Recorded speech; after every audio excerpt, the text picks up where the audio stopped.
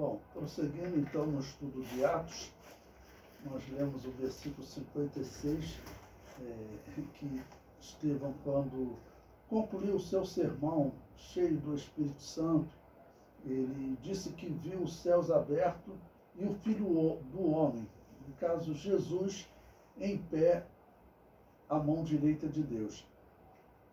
E isso depois da acusação que Estevão fez à liderança judaica, dizendo que eles eram homicidas do justo, que tinham sido anunciados pelos profetas, que também tinham sido mortos pelos vossos pais, foi a expressão que Estevão utilizou. E no versículo 57, Atos capítulo 7, versículo 57, diz: Mas eles gritaram com grande voz, taparam os ouvidos e arremeteram unânimes contra ele. Bom, eu falei para vocês em outros tópicos, outras partes das aulas, que os fariseus, pelo menos, eles não se manifestaram, né, nem contra nem a favor. Mas aqui, como nós vimos, esse julgamento, ele está sendo pelas autoridades que o sumo sacerdote dirigia, no Sinédrio. A maioria do Sinédrio eram fariseus. Nós não podemos afirmar, mas muito provavelmente José de Arimateia e Nicodemos estavam ali entre eles. Então, se é que eles não abandonaram o judaísmo, né? Mas assim, até a morte de Jesus eles não tinham abandonado.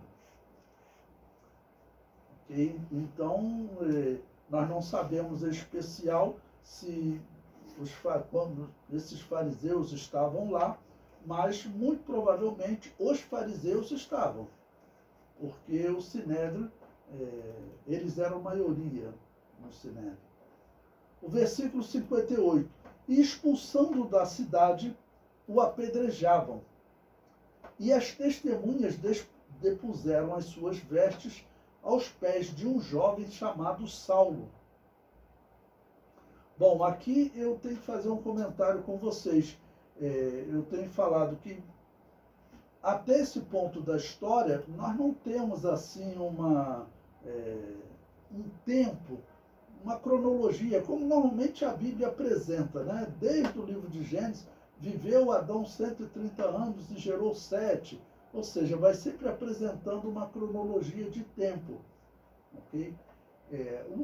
Os cálculos aproximados dão conta de que essa perseguição e conversão de Saulo teria ocorrido 2 anos depois do Pentecostes. Na conversão de Saulo teria acontecido, então, 2 anos depois do Pentecostes. E também é uma data aproximada, né? O versículo 59. E apedrejaram a Estevão, que em invocação dizia: Senhor Jesus, recebe o meu espírito. E pondo-se de joelhos, clamou com grande voz: Senhor, não lhes impute este pecado. E tendo dito isto, adormeceu. E, para completar, o capítulo 8, versículo 1, que diz: E também Saulo consentiu na morte dele, como o versículo 58, né? Quando eles depuseram as suas vestes aos pés de Saulo. Saulo, por ser fariseu, ele era uma autoridade de destaque. Também por ser discípulo de Gamaliel, o grande mestre dos fariseus nesse período, e podemos dizer o grande mestre de Israel. Eu falei para vocês em outro ponto dessa aula sobre Filon de Alexandria, que até teve 2 livros dele traduzidos para o português recentemente. Esse filósofo judeu, ele era um filósofo, não era bem um intérprete da lei, ele não tinha uma escola teológica, ele tinha uma escola filosófica e traçava as suas opiniões sobre o judaísmo também, sobre o Antigo Testamento. Mas a escola teológica era de Gamaliel, a mais respeitada, né? Era a escola teológica de Gamaliel. Então, Saulo de Tarso, ele era uma autoridade. E para ele estar ali naquele momento, vamos dizer, recebendo as vestes de Estevão aos seus pés. Desculpa, os caras eu acho que não vão vir cobrar luz, porque eles estão gritando ali na rua, cobrando outras casas.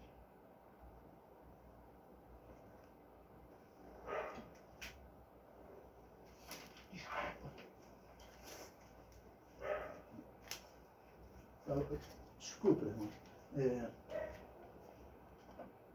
Então, pondo-se de joelhos, né, ele clamou. Então, desculpe, voltando a Saulo de Tarso, ele era uma autoridade, ok, entre os fariseus, e de uma certa forma ele era zeloso, ele se defende, né?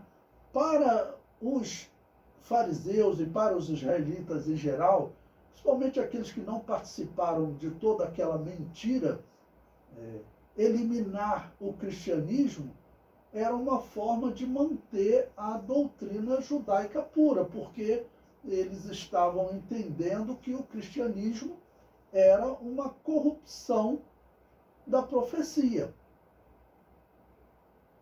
Eu tenho dito para vocês também que o mestre de Saulo, que era Gamaliel, ele muito provavelmente ele não conseguiu interpretar corretamente as escrituras, ou se interpretou foi um covarde, não teve coragem de falar que era o tempo da chegada do Messias. E Saulo de Tarso, como foi instruído por ele, seguia essa visão do mestre. Nós vimos no capítulo 5 que Gamaliel ele deu um exemplo de pacificador quando ele falou que os sacerdotes não deveriam matar os apóstolos, não deveriam matar Pedro e João. Okay? Então ele deu esse bom exemplo de pacificador. Mas como intérprete das escrituras ele era péssimo. Agora, Saulo de Tarso, ele, vamos dizer, faz aquilo que a lei manda, seguindo a interpretação do seu mestre. Na lei, se surgisse uma heresia, eles deveriam realmente eliminar. Tá bom? Então, nesse caso, Saulo de Tarso, ele está cumprindo aquilo que ele teria aprendido com Gamaliel. Deus vai trazer esse homem para o Evangelho, porque Saulo de Tarso tem que ser interpretado que ele era um homem, como ele mesmo diz, zeloso, e ele estava enganado na sua interpretação. O sumo sacerdote e os sacerdotes, nós vimos, e o texto bíblico diz que eles realmente falsificavam testemunhas, inventavam testemunhas para que estes falassem contra Estevão, coisa semelhante que tinham falado contra Jesus, inventasse histórias para justificar a morte. E talvez até nesse sentido Saulo de Tarso tenha sido enganado pelos sacerdotes, porque mesmo depois de convertido, nós vemos que, como Paulo, ele demonstrava respeito pelos sacerdotes, porque era o líder da religião judaica. Então ele demonstrava respeito pelos sacerdotes. Nesse período que ele ainda não tinha se convertido ao cristianismo, é que o respeito era tremendo, porque no entender deles, aquele homem, ele era o representante de Deus ali em Israel. Nós sabemos que não era mais, mas para Saulo de Tarso era. Bom, para concluir esse tópico, eu coloquei um comentário aí. A perseguição que a igreja está sofrendo não é em vão. Jesus define essa perseguição como uma bem-aventurança. E até esse período da história que nós estamos estudando, a igreja está sofrendo perseguição só do judaísmo. O Império Romano em si, ele não vai fazer, ainda não faz perseguição ao cristianismo. Até a perseguição de Herodes, se nós veremos, a própria Bíblia diz que ele persegue os cristãos, ele vendo que agradava aos judeus, aí ele aumenta a perseguição. Tá bom? Mas a perseguição vinha realmente do judaísmo, até porque Herodes, ele seguia o judaísmo, pelo menos eles diziam, tanto esse Herodes que está perseguindo a igreja, vai perseguir nesse período, ele é o Herodes Antipas. O seu pai, que é chamado de Herodes o Grande, o seu pai, ele também se dizia seguidor do judaísmo. Isso falava para agradar os judeus, porque nós sabemos que, na verdade, ele nunca seguiu o judaísmo, né?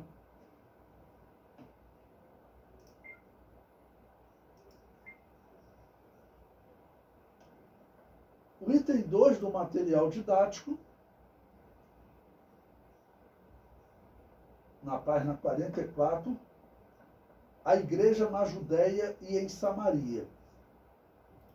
Bom, todos os eventos que nós temos visto até agora são eventos retratados em Jerusalém, os discursos, o Pentecostes, né? Os discursos do apóstolo Pedro, do apóstolo João, a cura do coxo foi no templo, tudo está ocorrendo em Jerusalém. Bom, o que vai acontecer a partir do capítulo 8 é que assim que começar a perseguição, os cristãos terão que se espalhar. Primeiro pela Judéia, depois vão para o estado vizinho, Samaria, e depois vão também para a Síria. O que nós veremos, depois a perseguição de Saulo vai se estender ao caminho de Damasco, quando ele se converte, ele já está falando da Síria, do país vizinho. Essa perseguição ela vai colaborar com o crescimento do cristianismo. Jesus havia dito que eles seriam testemunhas em Jerusalém, Judéia, Samaria, até os confins da terra. Por enquanto, eles estavam sendo testemunhas em Jerusalém. Mas agora eles vão começar a se espalhar por todo o estado, que era a Judéia. Jerusalém era a cidade, a capital da Judéia. Samaria era o estado vizinho. Seria mais ou menos como aqui a cidade do Rio de Janeiro, a capital. Nós temos o estado do Rio de Janeiro, que pega desde Paraty até Campo dos Goitacazes. Então seria toda a Judéia. E Samaria é o estado vizinho, por exemplo, Minas Gerais. E até os confins da terra, como vai já alcançar Síria e outros países. Tá bom? Bom, então, o item 2, a igreja na Judéia e em Samaria. Neste momento, inicia-se o ministério a não-judeus, pois eles chegaram a Samaria. Bom, lembrando que nesse momento aqui eu falo judeus em termos de descendente das tribos, descendente da tribo de Judá.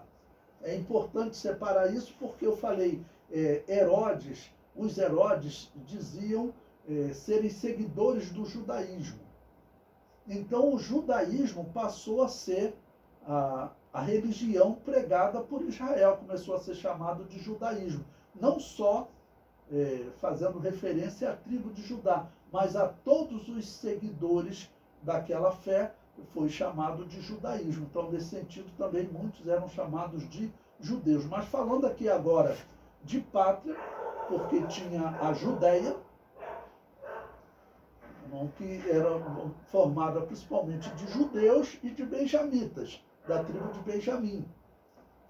Mas Samaria já era a capital do Reino do Norte, que era a capital das outras 10 tribos que se separaram do filho de Salomão, chamado Roboão. Então, eles já vão para o estado vizinho. Naquela comparação que eu fiz com vocês, eles foram, por exemplo, pregar em Minas Gerais, o estado vizinho.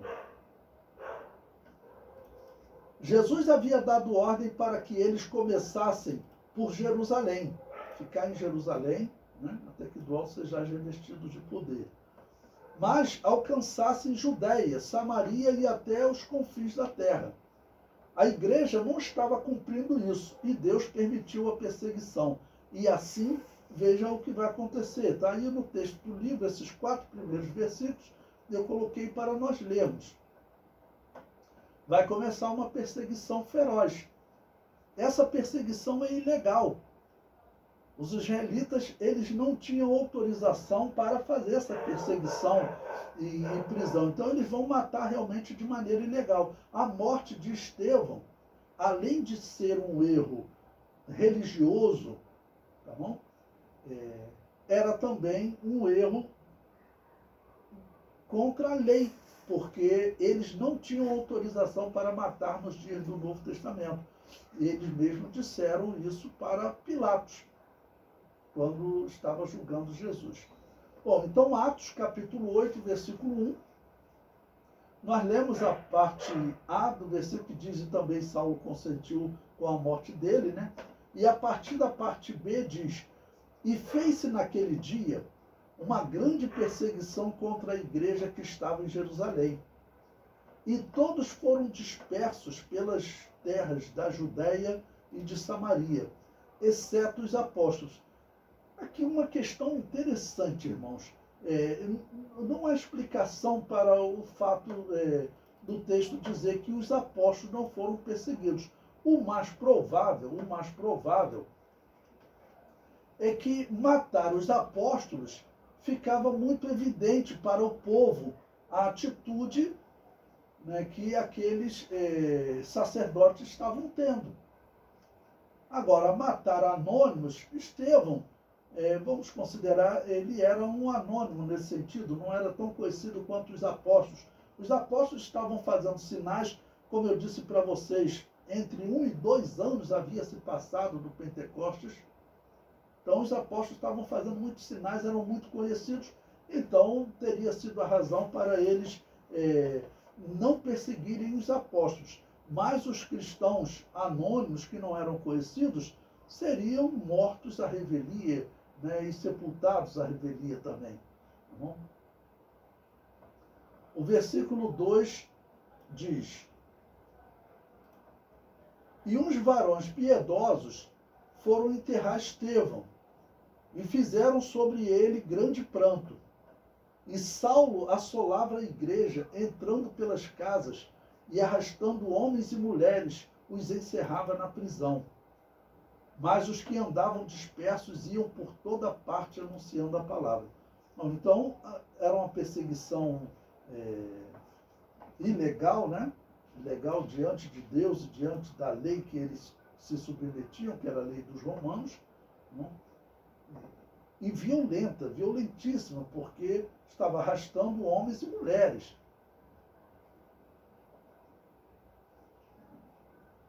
O comentário prossegue. A perseguição foi, além da unção do Espírito Santo, uma ferramenta que Deus usou para que a igreja cumprisse o ID. Né? Às vezes Deus permite, né, um acontecimento desse. Como eu disse para vocês, talvez tinha aí 1 ano, 1 ano e meio, 2 anos, calculado aproximadamente, porque o próximo capítulo vai falar da conversão de Saulo. E se você procurar nos livros de cronologia, vai dizer que Saulo, ele se converteu cerca de 2 anos depois do Pentecostes.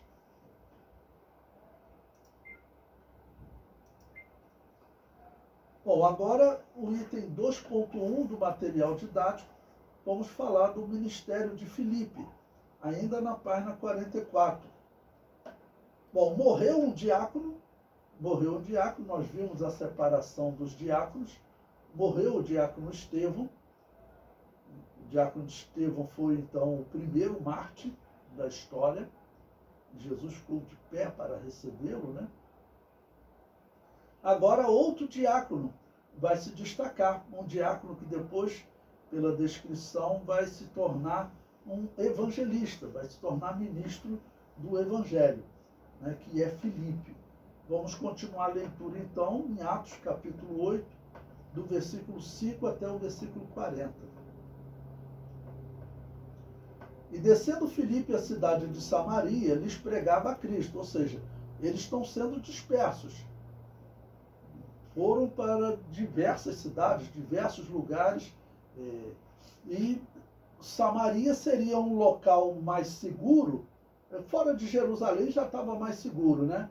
Mas era um estado vizinho que os judeus, principalmente sacerdotes, eles nem gostavam de se dirigir àquela região, porque eles consideravam uma região, vou chamar aqui de maldita, desviada. Seria talvez melhor dizendo desviada, porque eles teriam se misturado com os pagãos. Então, estando em Samaria, eles estariam de uma certa forma seguros. O versículo 6. E as multidões, veja que aqui fala multidões no plural, né? Ou seja, era realmente uma grande quantidade de pessoas se convertendo. Nós vimos que no Pentecostes foram quase 3.000 almas, depois em Atos 5 foram cerca de 5.000 almas, e agora fala em multidões. Né? E as multidões, unanimemente, prestavam atenção ao que Filipe dizia, porque ouviam e viam os sinais que ele fazia. E, a partir do Pentecostes, irmãos, a igreja realmente recebeu os dons espirituais, receberam aquela virtude para pregar o Evangelho. Né? E junto com a pregação do Evangelho, Jesus Cristo prometeu que esses sinais seguiriam os que crescem. E no versículo 7, pois que os espíritos imundos saíam de muitos que os tinham clamado em alta voz. E muitos paralíticos e coxos eram curados, e havia grande alegria naquela cidade. Bom, Samaria não era toda a região de Samaria, né? Porque havia a cidade de Samaria e havia também o estado de Samaria. É mais ou menos semelhante ao Rio de Janeiro, né? Você tem a cidade do Rio de Janeiro, que é aqui a capital, e você tem o estado do Rio de Janeiro.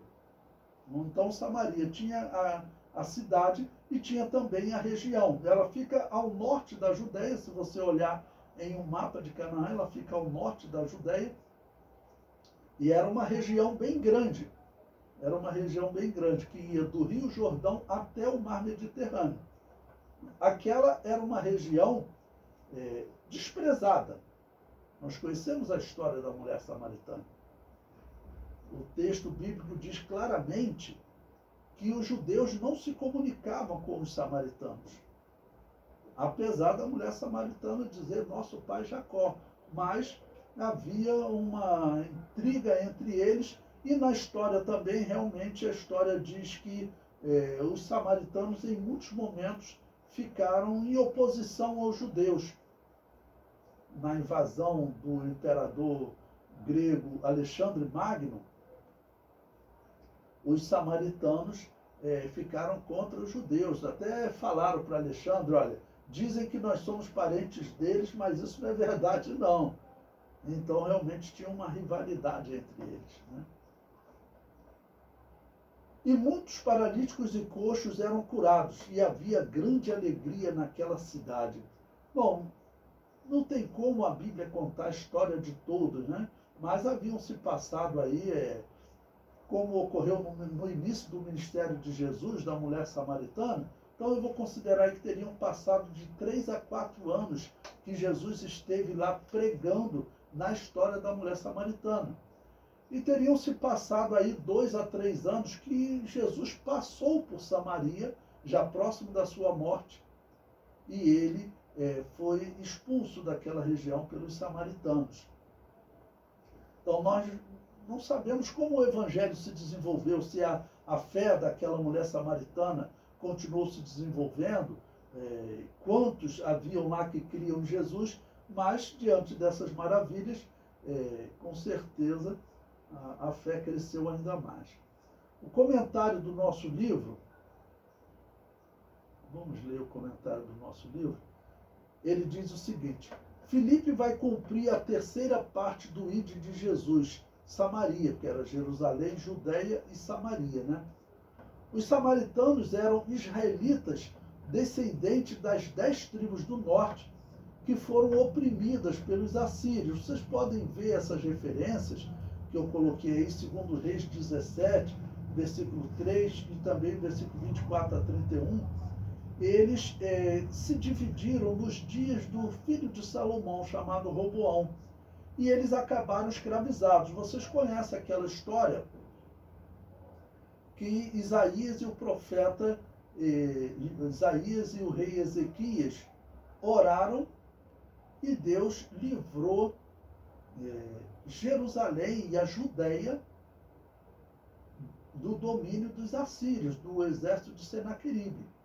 Então, Jerusalém e Judéia foram guardados. Mas Samaria e todas as outras 10 tribos, todas elas foram tomadas pelos assírios, foram levados escravos ali próximo do ano 700 da era cristã. Foram levados escravos. E não existe até assim na história um relato de que eles tenham retornado para a Judéia. Não existe relato de retorno deles. Tá bom? Então, por essa mistura é que os judeus não se relacionavam com eles, também por conta daquela rivalidade histórica, porque a partir desses anos 700 vão acontecer guerras, vai ter período que as 10 tribos vão se juntar aos sírios para atacar a tribo de Judá, então vai surgir uma rivalidade realmente feia entre eles. É o povo de Deus lutando contra o povo de Deus. Os judeus não se comunicavam com os samaritanos, como está em João capítulo 4, versículo 9, devido às rixas antigas. Mas no Evangelho não existe rixa antiga, não existe mais rivalidade. Então, por isso é que Filipe está pregando para eles, ou seja, Filipe estava curado daquele mal que atingia os judeus em geral, né? Os samaritanos eram irmãos dos judeus, ou seja, irmãos da tribo de Judá.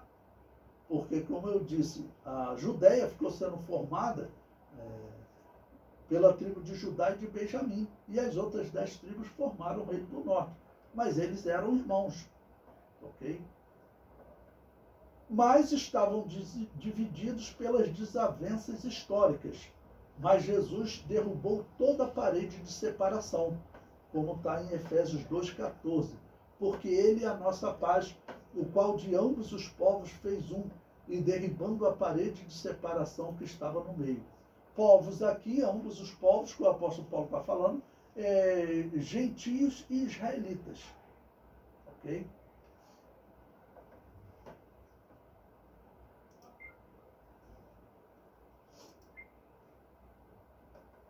Bom, vamos continuar a leitura de Atos, capítulo 8. Agora vai surgir a figura de um mago chamado Simão,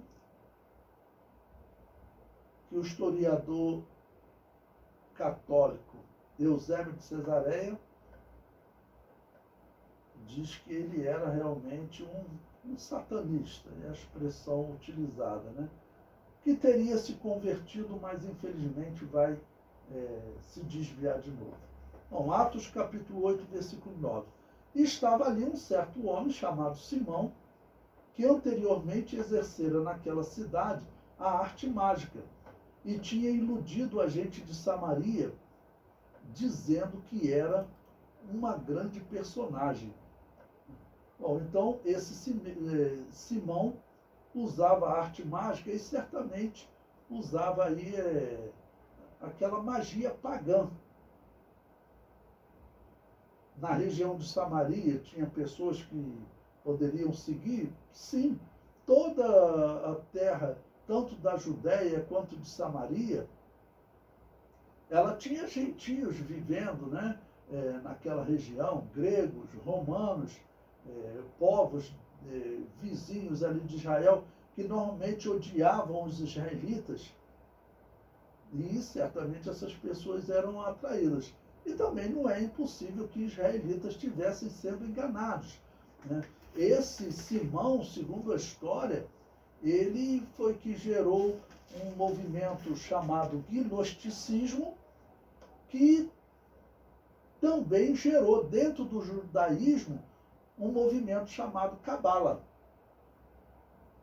O gnosticismo, ele dizia acreditar que Jesus era o Messias, mas a Cabala, ela já não acredita que Jesus é o Messias. E esse Simão é que teria gerado essas duas terríveis heresias. O versículo 10, ao qual todos atendiam, desde o mais pequeno até o maior, dizendo, este é a grande virtude de Deus. Ou seja, o homem usava magia e esses descendentes de Jacó, né, de Abraão, Isaac e Jacó, diziam que aquela virtude vinha de Deus, mas na verdade era o engano do demônio. Versículo 11. E atendiam-no a ele, porque já desde muito tempo os havia iludido com artes mágicas. Mas como crescem em Filipe, que lhes pregava acerca do reino de Deus e do nome de Jesus Cristo, se batizavam tantos homens como mulheres. Olha, sempre que fala do reino de Deus, nós encontramos diversas vezes nos evangelhos, dizendo, né, que, por exemplo, José de Arimateia, ele esperava o reino de Deus, significa a chegada do Messias. Isso estava só entre os judeus, falando da tribo de Judá, dos habitantes da Judéia? Não. Lembre-se, a mulher samaritana, ela diz para Jesus, quando vier o Messias, e Jesus Cristo diz, eu que falo contigo, sou o Messias. Então, na região de Samaria também haviam israelitas fiéis à profecia. A mulher samaritana tinha esperança. Vivia de uma maneira errada, mas tinha esperança na profecia. O versículo 13. E creu até o próprio Simão. Bom, a Bíblia usa a expressão que ele creu. Nós vamos ver na continuação do texto que ele, infelizmente, interpretou de maneira errada o dom de Deus, como o apóstolo Pedro e o apóstolo João vão manifestar, né? Mas diz que ele creu, e creu até o próprio Simão. E sendo batizado, ficou de contínuo com Filipe, e vendo os sinais e as grandes maravilhas que se fazia, estava atônito, né? Estava assustado. Estava assustado, porque, claro, eles liam no Antigo Testamento, esse homem era um israelita também, né? Lia no Antigo Testamento que os profetas fizeram maravilhas, que Moisés fez maravilhas, e agora eles viviam um período em que eles não viam mais maravilha nenhuma, em que Deus havia se afastado do seu povo, tanto que eles colecionavam revoltas e derrotas para os romanos. Nós vimos no estudo do capítulo 5 que o próprio Gamaliel citou lá mais de uma revolta que eles tiveram problemas, foram derrotados. E claro, em cada revolta dessa, surgiam pregadores dizendo, olha, Deus está conosco, como foi nos dias de Isaías e do rei Ezequias, Deus vai enviar o seu anjo, vamos para a batalha. Iam para a batalha e levavam uma surra dos romanos e perdiam muitos, havia uma mortandade tremenda. Por quê? Porque Deus havia se afastado deles, porque eles não andavam corretamente segundo as Escrituras.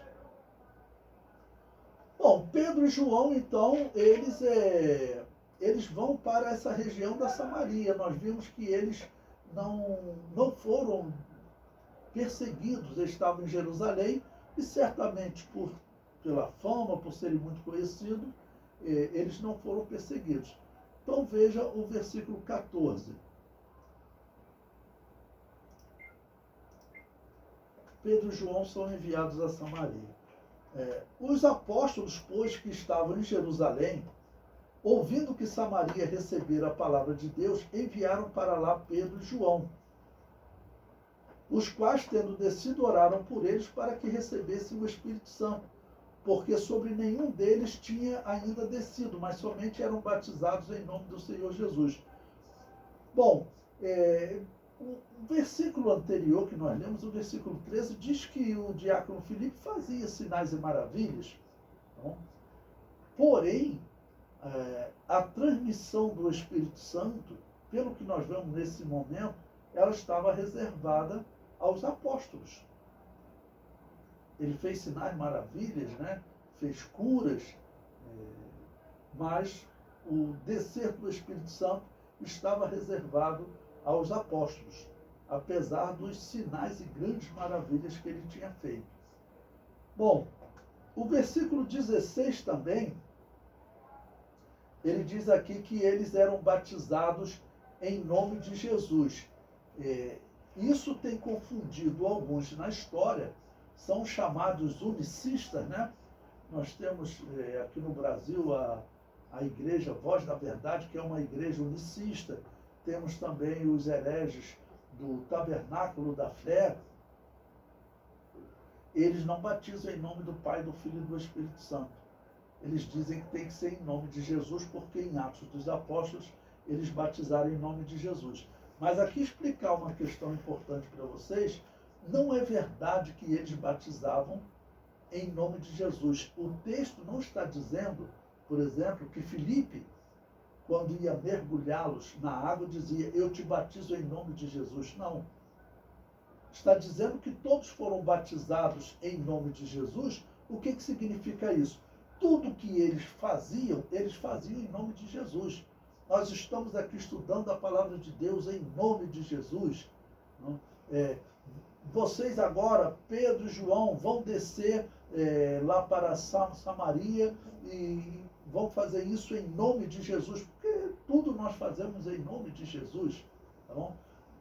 Mas, no ato de mergulhar, com certeza Filipe usou a fórmula que Jesus estabeleceu, que está lá em Mateus, capítulo 28, versículo 19, batizando-as em nome do Pai, do Filho e do Espírito Santo.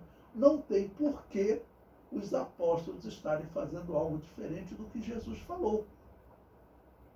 E Jesus Cristo disse que o batismo seria assim em nome do Pai, do Filho e do Espírito Santo.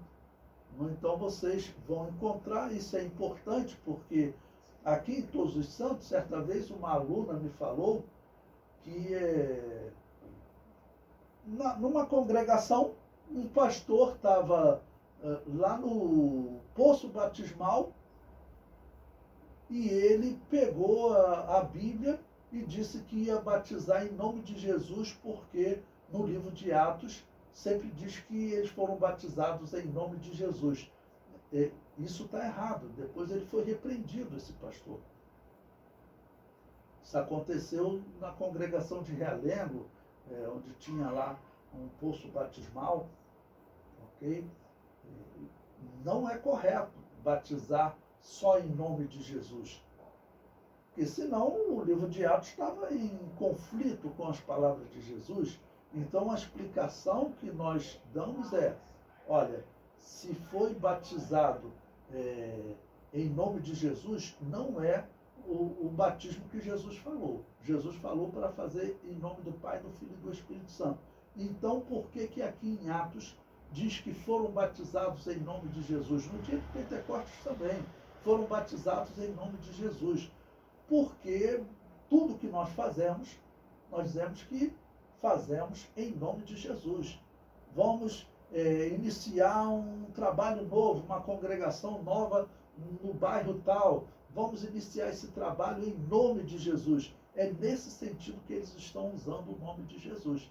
Então, Filipe estava ali batizando e todos tinham sido batizados em nome do Senhor Jesus, como disse o versículo 16. Bom, e o versículo 17 diz, então lhes impuseram as mãos e receberam o Espírito Santo. Ou seja, o diácono Filipe, ele esteve batizando em águas. Nesse período da história da igreja,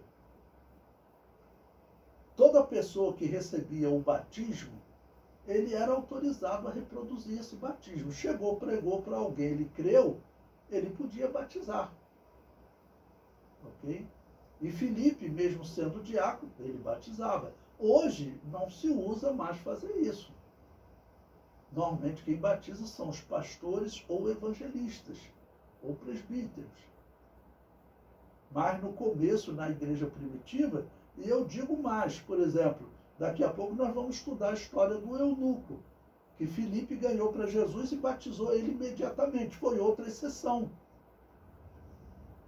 Filipe talvez nunca mais visse aquele eunuco. Então aquele homem precisava do batismo. E aquele homem, ele não era um novo convertido normal. Ele estava, inclusive, lendo as Escrituras. E aquele homem, aquele eunuco, quando ele chegou lá na Etiópia, ele pregando lá, ele, tendo alguma conversão, ele vai também poder batizá-los. Senão eles ficariam sem batismo, entendeu? No princípio da igreja, todos que receberam o batismo podiam batizar.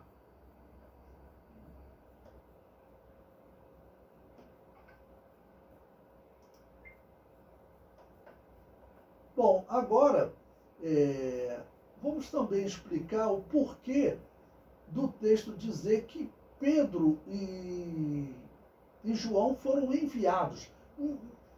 Eles não eram os grandes destaques, Pedro, Tiago e João, mas o que ocorre, segundo a história, a direção da igreja de Jerusalém, ela ficou na responsabilidade de Tiago, irmão de Jesus. Eu vou ler para vocês aqui um texto que não está no livro de Eusébio de Cesareia, que ele descreve quem é que pastoreava a igreja de Jerusalém. Ele diz o seguinte: naquele tempo também Tiago, o chamado irmão do Senhor, porque também ele era chamado filho de José. Pois bem, o pai de Cristo era José, já que estava casado com a Virgem, quando antes que convivessem, descobriu-se que havia concebido do Espírito Santo, como ensina a Sagrada Escritura dos Evangelhos. Este mesmo Tiago, pois, a quem os antigos puseram o sobrenome de justo, pelo superior mérito de sua virtude, refere-se que foi o primeiro a quem se confiou o trono episcopal da igreja de Jerusalém, ou seja, o primeiro a dirigir Jerusalém.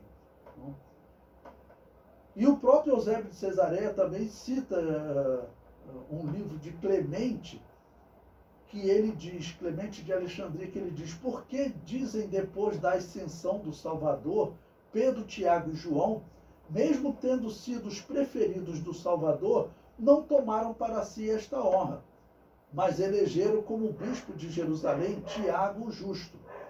E o mesmo autor, no livro 6 da mesma obra, diz ainda sobre ele o que segue: o Senhor, depois de sua ascensão, fez entrega do conhecimento a Tiago, o justo, a João e a Pedro, e estes o transmitiram aos demais apóstolos, e os apóstolos aos 70, um dos quais era Barnabé. Então, o fato de o texto dizer que eles foram enviados, Pedro e João foram enviados, é importante nós sabermos. Eles não eram os dirigentes da igreja de Jerusalém. O dirigente dessa igreja ficou sendo Tiago, irmão do Senhor. Durante o ministério de Jesus, nós vemos que Tiago, ele não cria. É dito que os irmãos de Jesus não acreditavam nele. Mas depois da morte de Jesus, Jesus apareceu para o seu irmão Tiago também. E ele acabou por se converter. Certamente era um homem correto, tanto que era chamado de o justo, né? Chamado de o justo. E eles, foi até como um sinal de humildade, disse Eusébio, eles acabaram colocando ele como o líder da igreja de Jerusalém, o pastor da igreja de Jerusalém. Bom, agora a partir do versículo 18, vamos falar sobre o ex-mago Simão. Ele deseja comprar o dom. o que vai acontecer? Bom, Pedro, Tiago e João, Pedro e João descendo para Samaria e também fazendo aqueles sinais, Simão, que até determinado ponto ele não teve a mesma atitude com Filipe, ele ficou junto de Filipe, não quis comprar o dom de Filipe, mas o dom do Espírito Santo vindo sobre as pessoas e as pessoas falando em mistério com Deus, aquilo ali, de uma certa maneira, impactou Simão e vejamos o que ele acaba por fazer agora. O versículo 18, Atos 8, versículo 18. E Simão, vendo que pela imposição das mãos dos apóstolos era dado o Espírito Santo, lhes ofereceu dinheiro, dizendo, dá-me também a mim esse poder, para que aquele sobre quem eu puser as mãos receba o Espírito Santo. Ou seja, até esse momento, nós não sabemos quanto tempo ele ficou com Filipe, mas até esse momento, o texto bíblico diz que ele creu, e diz também que ele ficou junto de Filipe. Ele estaria agindo como um novo convertido normal, sem problema nenhum. Tá bom? Mas agora, quando ele vê os dons do Espírito Santo sendo dado a outras pessoas, ele já pensa o seguinte, se eu tiver esse dom, se eu tiver essa capacidade de transmitir esse dom, e falar para as pessoas, olha, se eu te der esse dom, você vai fazer essas maravilhas e tal, né? E as pessoas vão pagar para eu conceder esse dom a ela. Essa é o pensamento, né, de Simão. O versículo 20. Mas disse-lhe Pedro, o teu dinheiro seja contigo para a perdição, pois cuidaste que o dom de Deus se alcança por dinheiro. Ele era um novo convertido, mas veja o que o apóstolo Pedro vai dizer ainda mais para ele. Tu não tens parte nem sorte nesta palavra, porque o teu coração não é reto diante de Deus. Arrepende-te, pois, dessa tua iniquidade e ora a Deus, para que porventura te seja perdoado o pensamento do teu coração. Pois vejo que estás em fel de amargura, em laço de iniquidade. Bom, o que o apóstolo Pedro quis dizer aqui? Eu sempre falo para vocês, a questão da tradução não é fácil. Então eu peguei aqui o termo grego, que, por exemplo, é traduzido por fel, e também o termo que é traduzido por amargura. Olha, o termo fel, segundo o dicionário Strong, ele é tradução do termo grego chole, que significa o quê? O termo fel significa amargura. A palavra fel, ali está fel de amargura, né? A palavra fel significa amargura. E esse termo chole, ele era utilizado para descrever o veneno da serpente. Ok? Já o termo amargura nesse versículo, ele é tradução do grego pícria, que segundo o dicionário Strong significa extrema maldade. Então, como que esse versículo poderia ser traduzido? Não? Ele poderia ser traduzido da seguinte maneira: pois te vejo cheio de maldade e dominado pelos laços da violação da lei. Então, cheio de maldade. Então, seria a tradução ali para fel de amargura, como eles colocaram. Cheio de maldade, ou seja, existe maldade nessa tua proposta. Porque, como eu disse para vocês, provavelmente era isso. Olha, se eu impuser as mãos e as pessoas receberem o dom de Deus e começarem a curar e fazer maravilhas, isso daí as pessoas vão me dar muito dinheiro, ou então vai me dar fama, porque o pecado é igual, né? Tá bom? Ok? Então, repetindo, a tradução seria: pois te vejo cheio de maldade e dominado pelos laços da violação da lei. Porque iniquidade, como você está ali naquele versículo 23, o termo iniquidade significa violação da lei. Por exemplo, o iníquo, como o apóstolo Paulo chama o anticristo, significa aquele que viola a lei. Bom, e no versículo 24,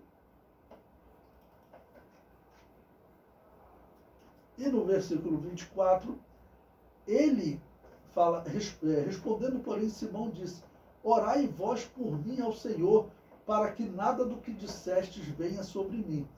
Bom, ele fez essa oração, mas, segundo a história, esse homem ele se tornou líder, ou foi o fundador, influenciador do movimento chamado gnosticismo, que por sua vez é também o líder do movimento chamado Cabala.